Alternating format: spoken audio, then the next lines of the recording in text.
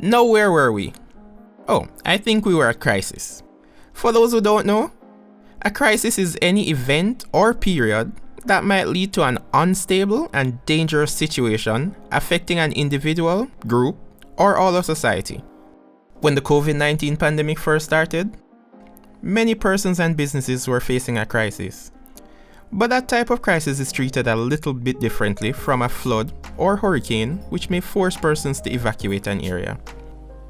In the event of certain types of crisis where you have to evacuate, it is important to prepare what we call a go bag. After which, you put together a crisis team, where you all work to reduce the effects of the crisis. Also ensure you have a crisis communication plan.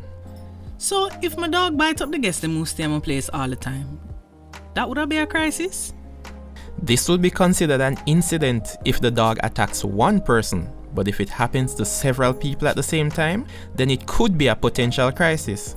You would need to have a plan to communicate to potential customers that you have done something to improve your security and their safety, and to address any media attention that it may have caused. Okay, so like I need to create a plan for something like that and how I would deal with it, right? Yes. You and your team would work together, so as soon as it happens, everyone knows exactly what to do and who is responsible for doing what. I beg your pardon, guys, but question directed to you, Robert. Would salt and moisture discoloring my furniture be considered a crisis? No, not really. I think that would be more of a standard situation you should plan for, given your proximity to the sea. While you absolutely cannot stop moisture-laden winds from the sea, you can use materials such as PVC or even glass to cover your metal and wooden pieces. After all, rusty furniture can lead to a lawsuit, and that, my friend, is definitely a potential crisis. This sounds like it makes perfect sense. Thanks, Robert. Yeah, I like that. It makes sense. Great. So guys, look at this crisis communication plan. Remember that crisis situations can be stressful.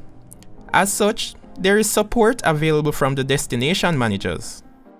Notwithstanding this, it would be good for you to have social support for your team through counseling. All this while continuing to monitor the situation. Understanding how to classify events will also help you. So you really can't throw everything on paper and say you'll have a response. How you respond to flood damage or a hurricane would be different from a response to a leaky pipe in one of Peter's hotel rooms. You should have systems in place to identify when an event is just an incident, emergency, a crisis, or a disaster.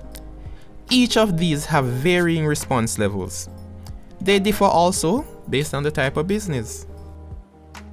What a heap of information. Mr. Robert, anything else is there we need to know? Well, since you said that, the final thing is a recovery plan. The hotel across from me was back up and running in no time after a fire broke out on one side of the building.